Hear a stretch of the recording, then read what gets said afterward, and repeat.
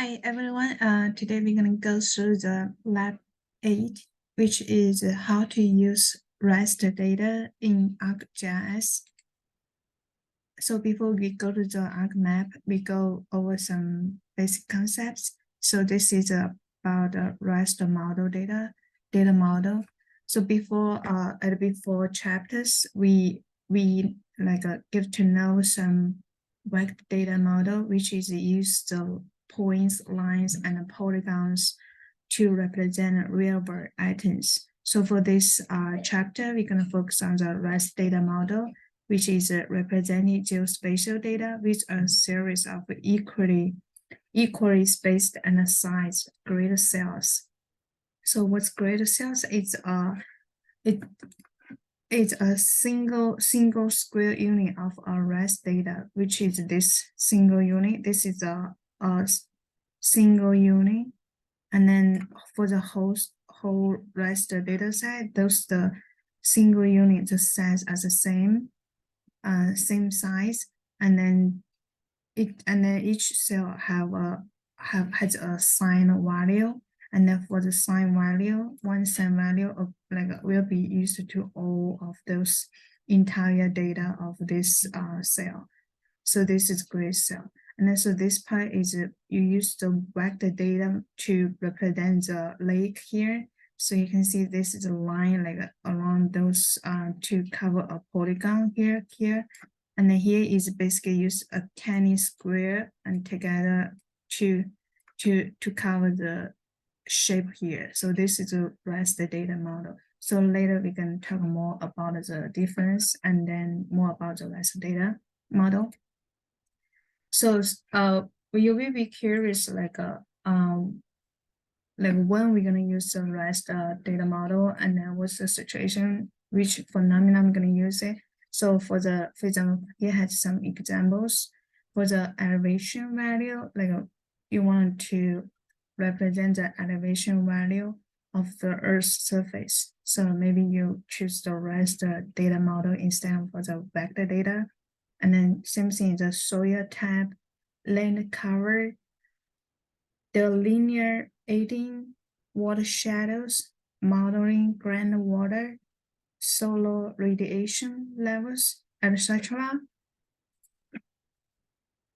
And then for our raster data model, we have some components we have to pay attention to. So the first is a set of coordinates for the grid. So the coordinates, we usually use the up left one, this one coordinate to instead of the grid location, and the dimension, the lows, this is the lows, and this is columns. And then you can count how many cells on this low, and how many low here, 1, 2, 3, you can count it. And here has 8 rows, and how many columns here, 1, 2, 3, 4, 5, 6, 7, 8. So this is the 8 row, 8 column grid. So the size, and then another thing is the size of each cell. Sometimes you will see 10 times 10 meters or 30 times 30 meters cell. So this is about size, and the whole raster data layer, all those cells contain the same size. But yeah, so another thing, we have to include a list of values to populate the grid, those values. So these values you assign to different cells. So each the value represent the measurements of the object which you instead of use this raster data. For example, the elevation value, each value, for example, the 1 and 2 for different cells. So next is about the data, raster data zones and the attribute table. So this one is attribute table. So for the value, those are the zones. Zone is one of the several different value assigned to a raster grid cell. Those are the value of each value in instead of one zone. So different zone here. Here has 1, 2, 3, 4 zone here. and then those are the values assigned to those cells. So for the count column is instead of like, for example, when you assign 1 to the cell, and then you want to know how many cells are assigned to number 1 and the value 1. So you can have here 1, 2, 3, 4, 5, 6, 7, 8, 9. So he has a 9 value. Same to 2 here. 1, 2, 3, 4, 5, 0, count of 5 cells with the value 2. Yeah, and then this is a tab. So the value 1 instead of the forest land, and the value 2 instead of wetland, and the value 3 instead of crop land. And then the 4 is open, and this is the area about it, and this is the code. So this is the attribute table of the raster dataset. So we usually call this table with value attribute table. And then those are the each value instead of one zone, 1, 2, 3. So different value instead of different zones. And then as you can see, it has the white color. This one is no data.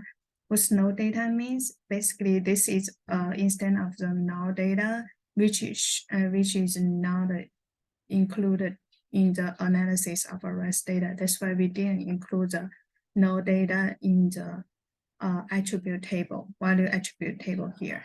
That's how the REST data value attribute table here.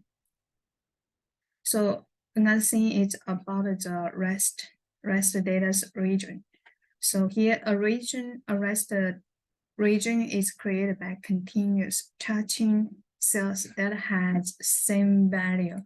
So here, so 100, 100, 100, they have same value, those cells, and then they continuous to each other, and they touch into each other. That's why they can assign to the same region value 1 here, this area. So here, but this 200 and compared to this, and is not close to each other. They have, yeah, even they have same value 100, but they're not close to each other, so they cannot assign to the same region 1. So, but these 2 are close to each other, so these 2 assign to the same region 6. So those are the group together. So those 1, 2, 3, 5, 6 are the region value we save in this value column, and this count is to count how many cells in each region here. 1 for 1, 2, 3. So that's why here's 3. And here's 1, 2, 1, 2 for 2. This is 2. So for the length, so the length is the original grid cell value of each region had in input raster. So the region column value instead of the original value of the cells. So for example, 1 instead 100, and here 6 instead 102, and then those 2 here, and instead 0. Yeah, those are the original value of the cells. This is something about the raster region. So another thing is about the raster resolution, like how the resolution affects the raster data set. So what's the resolution? The resolution is a ground area represented by a single grid cell in a raster. So basically it's a size of a cell. So for example, this cell, it's 1 meter times 1 meter. So we have this one like 16 times 16 cells to represent this area. So for here, like for each cell is 2 times 2 times meters cell. So you only need like 8 cells, 8 times 8 to 8 times 8 to represent this area. So for this 4 meters cell, you only need like 4 times 4 area, 4 times 4 to represent this area. So as you can see, so when the resolution, the size of the cell get bigger, we get less cells to represent the same shape items, shape objects. So as we can see, we can get the result that the larger the raster resolution and the field grid cell, it will be taken to cover the surface. And then also the features will be, the features will appear like a blocker, like this is a big blocker, and then be less detailed. So like those detail is hard for this to represent this less cells. But for the small raster resolution, these small resolutions, items will appear more details, and then it took more gray cells. As you can see, the more cells are in this area to represent the items on the surface. So this is the raster data resolution.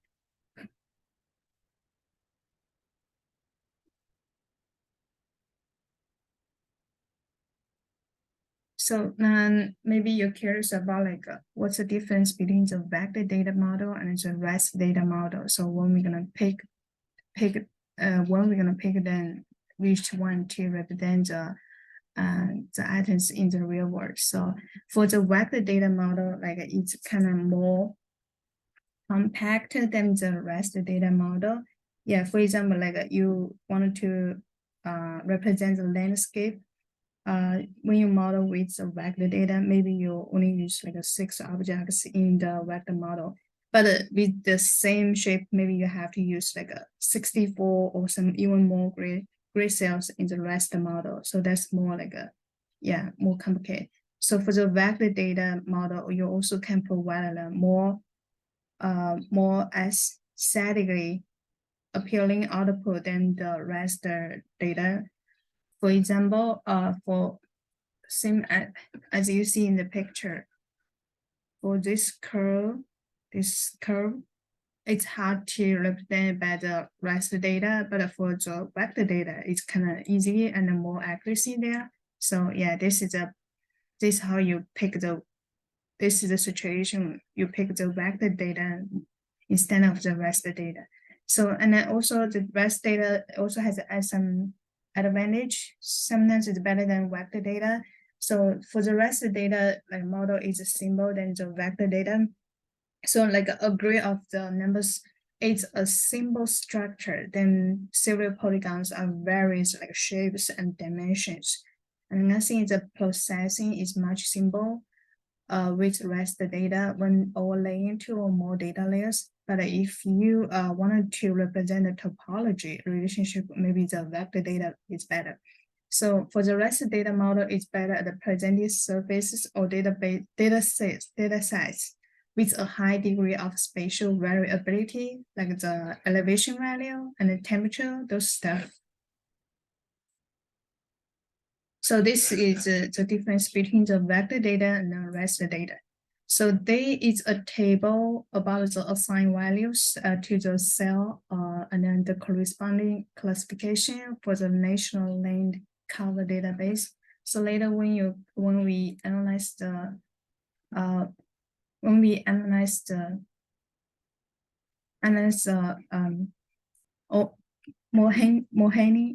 County raster data set, land use data set, you will see some like values in the attribute table, value attribute table, sorry. So like those value, you will want to know what the value means. So for the like for example for the 11 is instead of the open value, and then for 12 and 22 is about the developer lower intensity. So you later can refer to this table to get the to know each number in standard word. Okay, this is a chapter scenario. So for this chapter, we basically focus on the Mohani County raster data and then one lake data set.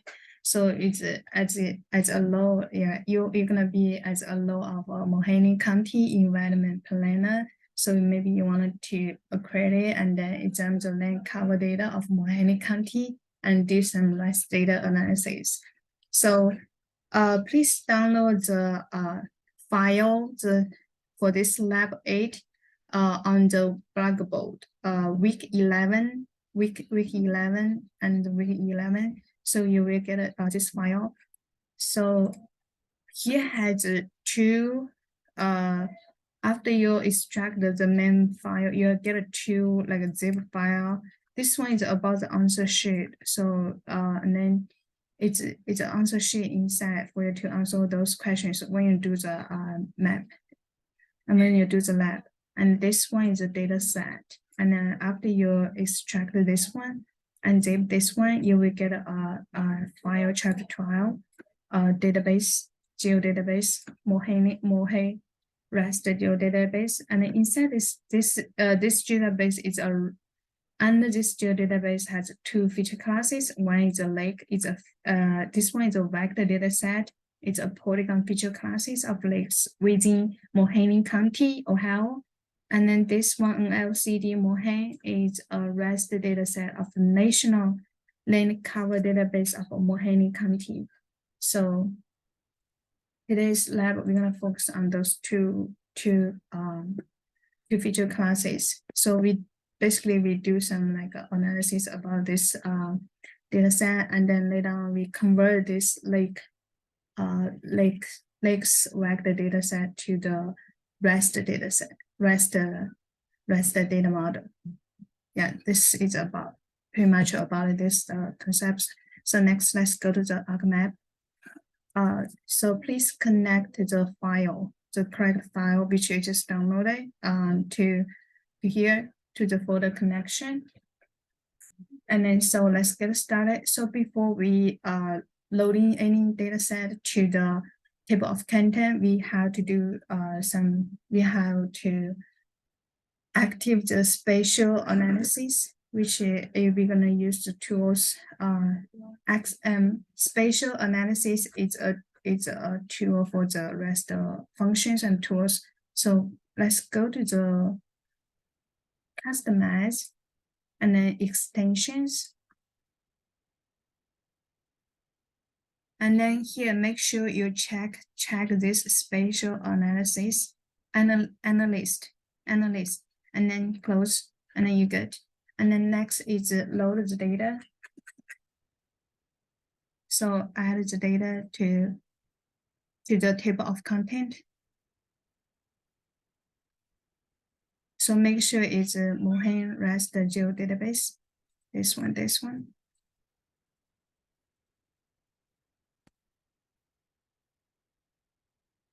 Okay, this is a raster data and the lake feature classes. So we don't need the lake right now. We only focus on the raster data for the Mohawk County. So this is pretty much about it. So before we start any processing, we have to do the environment setting, which make sure we work on the red file and then the coordinate system of the output. So we go to the geoprocessing.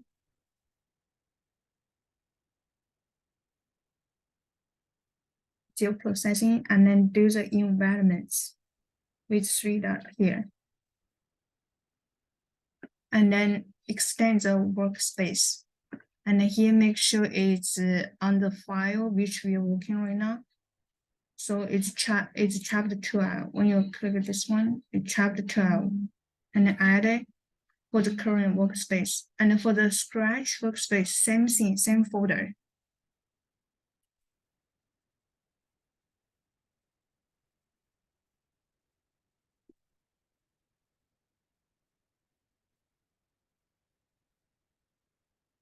Okay, good. So same folder. And then for the output coordinates, we use this one, same as layer NLCD Mohawk, this one. And then here we choose NAD like 9083, UTM zone 70 nodes, and then that's good. And then we click OK. So you're good on the environment setting. So next is about the raster data for we know some. So for here, you can zoom in to see the load here, the major load here. And then for here, you can answer the question. Question 12.1 is about like how are the major loads in the county being modeled with raster data. You can see here. So the row are being like a model in the rest data set as like those rectangle, like a blue color. And then yeah. And then it's rest the row those like rest a grid, like a grid cells. You can answer the 12. You can analyze this one, zoom in to check what's the feature here, and then answer the question 12.1. After you answer that, we can go to the next. It's about so let's go back.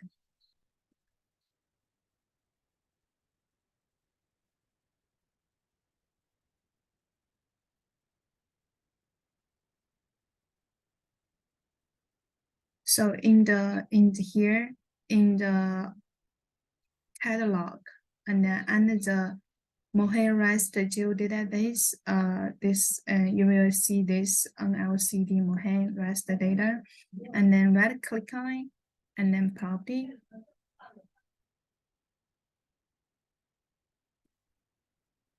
And here you will see. So here you will see some like a raster information and a data source. So here it will tells the columns and the rows, how many columns, how many rows, a number of bands, and the cell size like a X1 and this 30 those information. So you can use those information to answer the question 12.2, like how many grid cells does this data set contain? And then another question is how many square meters does the entire grid covers? So this like you can use the cell size like 30 to get the square area value, and then you can know how many, use those to know how many cells do we have and time together to get the square meters the entire grid covers. So this is how you get those information. After you answer it, and then you can close it, and let's go back to the next week. Next week is about a work on the zoom of the rest. So before we introduce the zoom, zoom is basically a different value of the of the cell assigned to the cell. So different value instead of different zones. So, and then also later you can refer to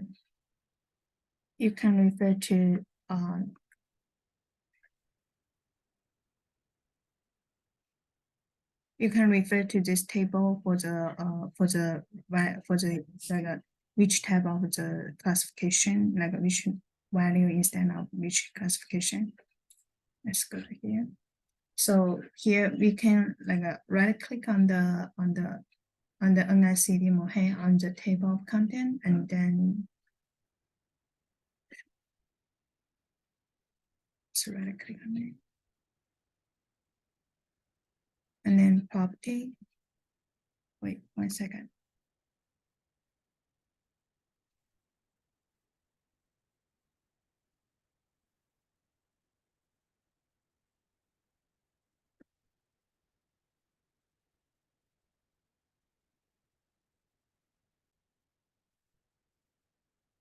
So you right click on this data layer, and then go to the property. So you can like change the symbology and then using information.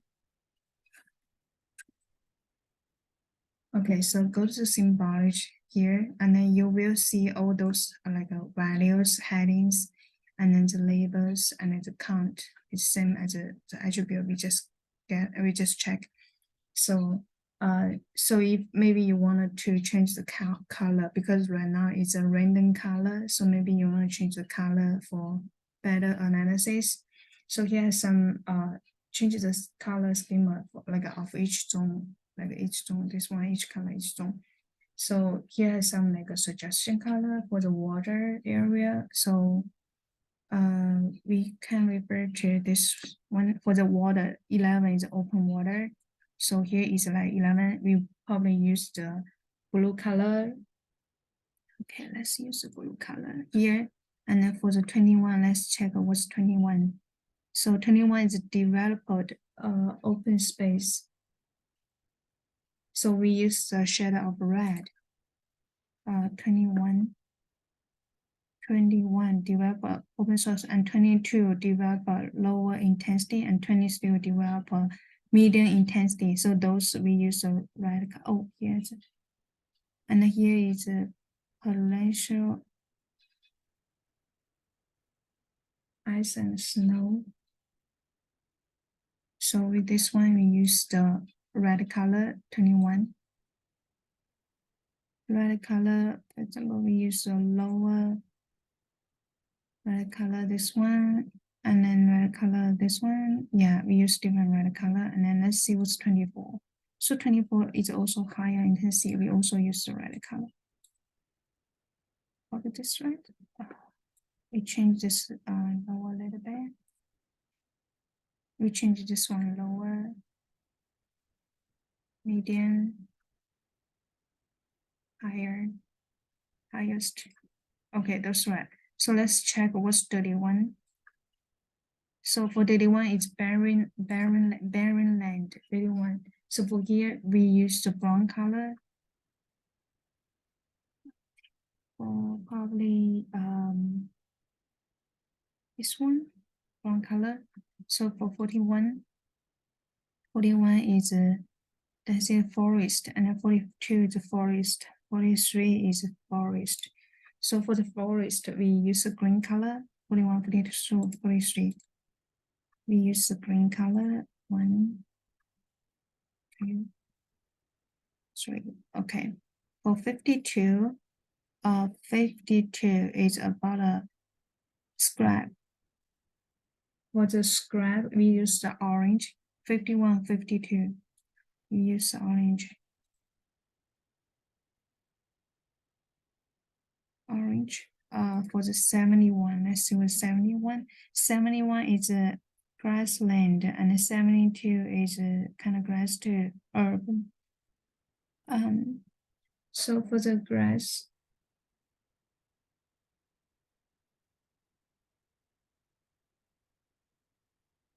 for the pasture, and then yeah, you can, for the grass, you can use this kind of green, different. For 81, so it's pasture, and for 82, it's crab. We're gonna use the yellow color. 81, yellow, yellow, and then 90, 90, 95. It's a woody wetland and emergency wetland. It's wetland, we're gonna use the purple color. Purple. Okay, so you can see you get all those value here. So maybe you want to change all the label here to better change the heading and the label column to those. So you can refer to this table here. So for 11, it's open water. For 11, it's open water. And then for the 21, 21 is developer. Open space. And then for the 22, it's a developer. Low intensity. And then for 23, 23 is developer. Medium intensity. And then for the 24, it's developer. High intensity. And then for the 31, it's barren land. And then for the 41, it's deciduous forest. For the 42, it's evergreen forest. And then for the 43, it's mixed forest.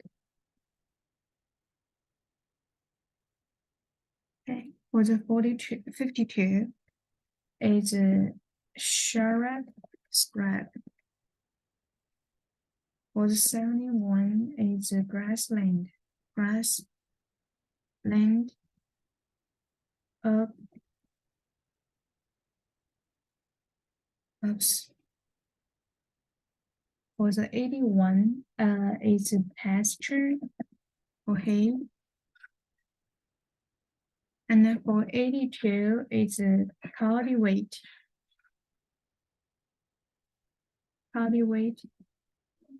lots. So you can change all those color to according to yourself. Depends on which one you think is good for use. Good for you to analyze. So for the 90 it's woody, wetland. And then for 95 it's emergent urbances, wetland. Okay, you're done then. And then click apply. And then click OK. So here you will get all those. So not only like a value, so it's easy for you to wear like those are for the developer area, and then this yellow part is for the pasture crops. So here you go. So for here,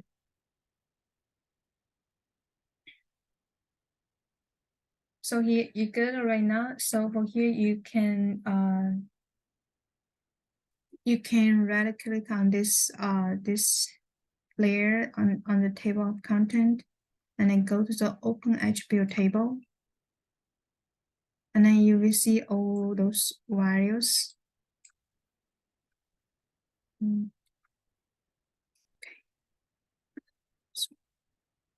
The attribute table, you will see the attribute table here, so you can refer those attribute table.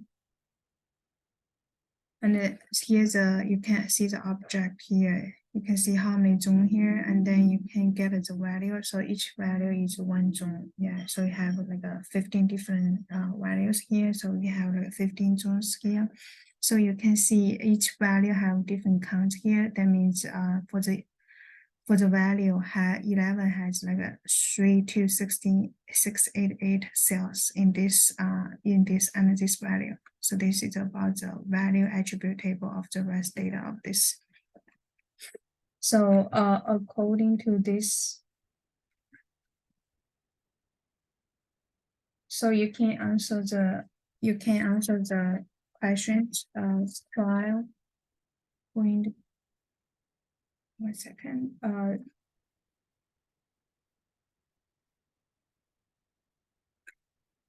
Okay, how many zones? So you can answer to the question try.4, say how many zones are in the NLCD Mohan Raster grid. You can like also refer to this attribute table, like how many zones is it? 1, 2, 3. Yeah, he has 15 zones here.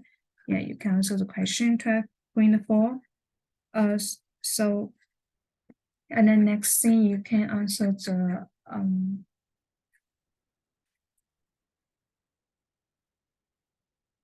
5.5, 2.5, and 12.6. So 12.5 is how many cells are in each zone. So here, like you can see how many cells in each zone. This is a different zone value. Yeah. And then the 12.6 is why the same total of your answer from the question 12.5 so much lower than the answer to question 12.2, and then what accounts for this discrepancy. Yeah. Yeah, so this probably referred to the concepts about the no data value. So pay attention to the no data value, and then you can, yeah, you can calculate the total grid number according to the row times like cells and timed column, and then also you can count those together to see what's the difference. Yeah, this is about the question 12.6, and then another thing is about the region. It next is about to check the regions for raster data. So how to do it? So region is basically same value, same cell value, and then continues together, like close to together, then we can set to one region. So for here, we have to go to this system toolbox and then go to the and then select the general system toolbox. Here has a spatial analysis toolbox. Extend this one, expand. And then you can pick the generalization. And then here has a region group and double click it. And then you will get here. So for the input,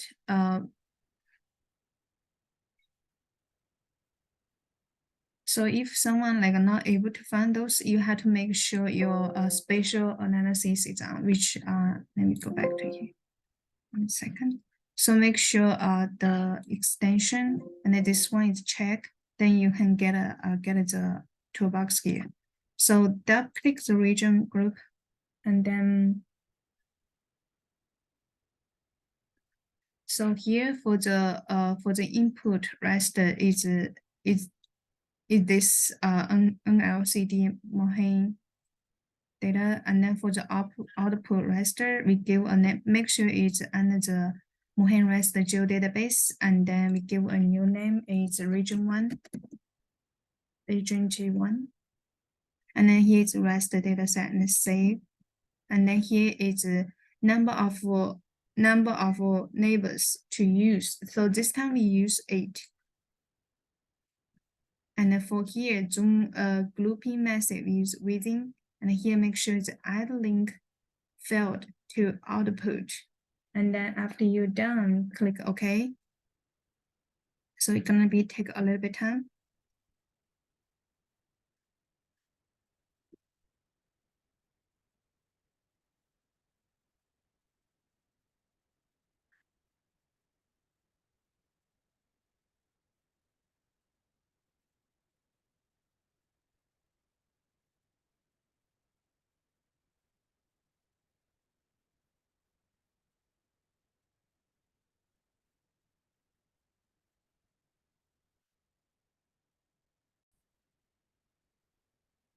So here's the region G1, it shows up here. Also on the geo database, it shows here.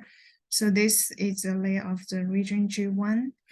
So right now you can answer the question 12.7. It's asked how many regions has been created. You can open here and then open the attribute table to check like how many regions created. Also for you can check how many like, different values here.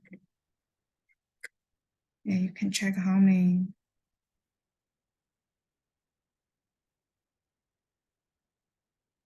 like how many here to create it.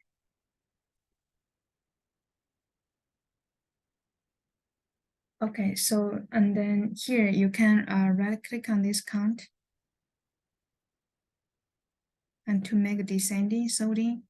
So then you know which one like which region has the most cell number of cells. So this one is 27664. So you can select this one and you will get here this one. So click the low answer. Okay, so now you can answer the question 12.8 is what lane use does the region use the greatest number of grid cell?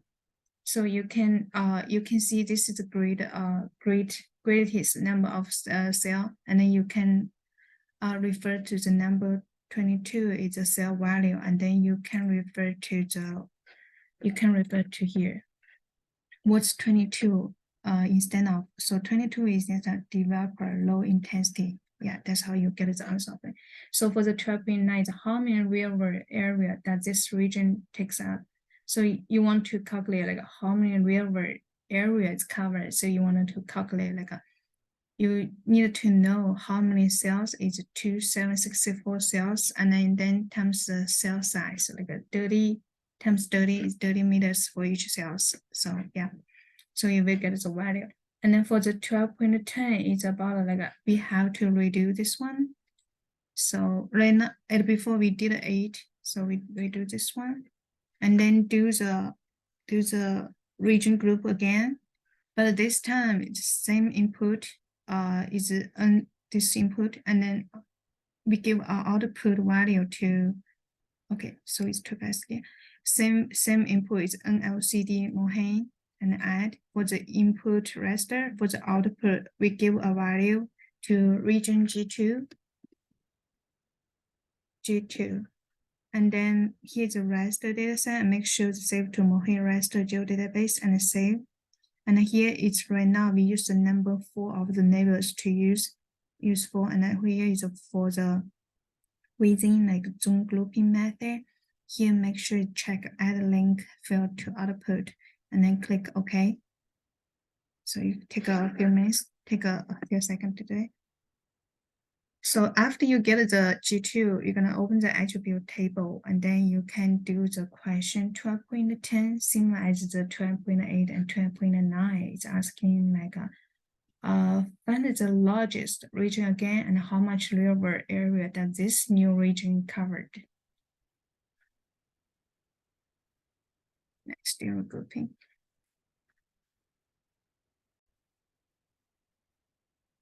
So here, if we get the region G2, the rest of the data here. So as before, you can open the attribute table, and then for the count here, you can like ascending, descending, and then you know the most number of cells for each region.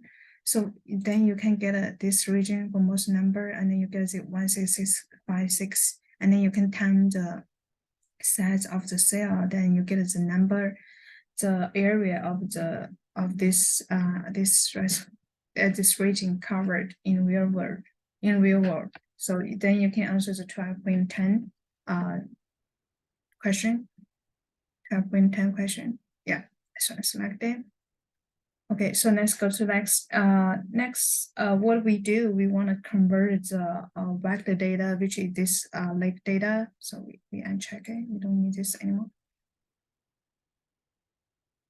Okay, so here, make sure this one's on. Yeah, those, you see this one, I can, those are the lakes. So make sure this lake on layer feature class, take on and check, make sure he's on. So we want to convert this lake vector data to raster data. So so you can zoom into the Avon Lake, which this one I believe. You can use the identity to check, is this the Avon? See Avon Lakes. You can zoom in this first, zoom in this area. Here, this one. So this is a lake. This kind of like a little bit brown or yellow. Yeah, this color is about the lake vector data.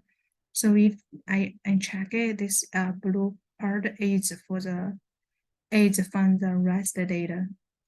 So from here you can answer the question. Question 12.11 is asking how closely in terms of the spatial arrangement does the raster version of events lake match the vector feature classes. So you see, you can uncheck this. So this is the raster data of this same lake, and then this one is the vector data about it. So you can zoom bigger to see what's the difference. So as you can see, this one is more like those curves space is more like a close to the real. And then for this vector data, so you have like a lot of grid of cells to instead of this lake all combined together. So for some area for this curve, it's hard to like continuously cover this area. So it's kind of like a little bump up, or yeah. So you can, yeah, for this. So basically for the rest version of the Avon Lake is actually like almost spot on with the vector data. So you see this two layer almost spec together. covered together. So rest data use the gray scale squares. So although it's close, but it's not as accurate as the vector data. You see the curve, yeah, like the curve, to represent the actual boundary of the lake. Yeah, this is how the difference between the vector and then the rest data here. Yeah. So next, let's go to the let's do the conversion about this lake to the vector data to raster data. Okay, so let's go to the conversion here. Let's go to the conversion tool, system tool, but not this special. It's conversion. This one, conversion tool. And then let's go to the to raster. And then after this, we double click the polygon to raster. So because we want to convert the polygon vector data lake to the raster, so make sure the money this one lake as the input data, and then the value field is object ID. So and then for the output raster data, we make sure to save under the steel database and then give a new name is lake 100 and rest data is for this one for the each cell of this one, and then here cell center, cell assign tab is cell center, and then for the priority field is none, and but for the size of this rest data we use 100 meters. So and then after that we click OK.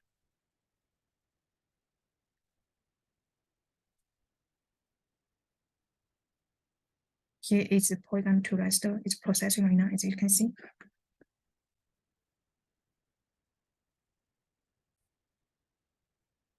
Okay, here after the processing, we get the lake 100 layer here. So we can check that, uncheck this. You see you get this. We can uncheck the raster. This is what we get. This one is what we get it for the raster for this lake vector data to the polygon to the raster data. This is the raster data of this lake. We use 100 meters for each cell, 100 meters, 100 meters of each cell size. Okay, so we get this one, this layer. So then we can answer the question here about the question 12.12. It's how many grid cells does a one lake consist of? One model with 100-meter grid cells. So you can open the attribute table. How many grid cells? So for the even, so for one thing, you can check this. So use the identity and then click this one. You will check this value number is 2100. Then you can this one sorting this descending and then find the 2100. It's instead of the event lake, this one. So you will get it. So this one, right? So you will get the number of the cell number, the number of cells. So it's 223. This is how we get the answer of the 12.12. And then for the 12.3 is how does the spatial range of the lake 100 meters square compare to the vector feature classes? So what you can do for the lake feature classes. So this is the vector feature classes for this lake, and then you can turn on this one. As you can see, it's kind of different from the you see this one. So for the 100-meter raster data cell is kind of like a less accuracy than this one because this vector data the curve is like represented very well. For this one, it's kind of hard to represent all of the features here. So yeah, because the grid size is 100 meters, it's kind of resolution is kind of big. Okay, so next, we gonna go to the resolution. So right now you can answer the question 12.13 finish, and then next it's about we can use after this one we can use the less resolution, like for example 10 meters 10 meters times 10 meters cell size for this lake raster. So polygon to raster. So the input, same thing, we're gonna use the lake feature classes, and here is object ID, and this one for the output you give a new, make sure it's under this geodatabase, and then give a name lake. So this time we use the cell size for 10 meters, so lake 10M, and then save. And here is the same thing, cell center, and this is for priority fields or not, but this one we can cell size is for 10, and then click OK.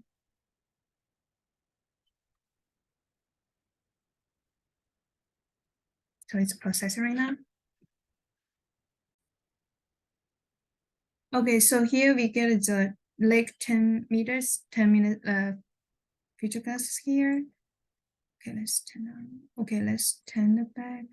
Okay, so this is how this is the lake 10 meters, and then let's put it on this.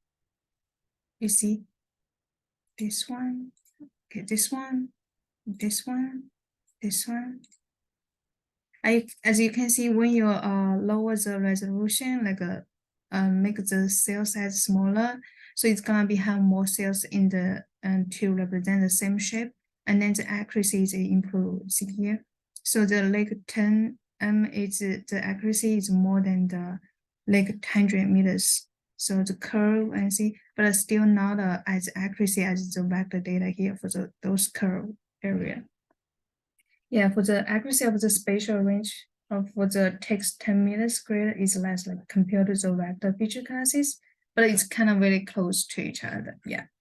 So for the right now you can answer 12.15, and the next is 12.16. What's the advantage of using the lake 100-meter raster to represent the even lake, and then what advantage is there to using the lake 10-meter raster to represent even lake?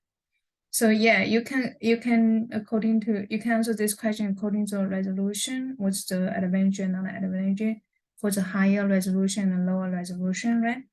Okay, so this is kind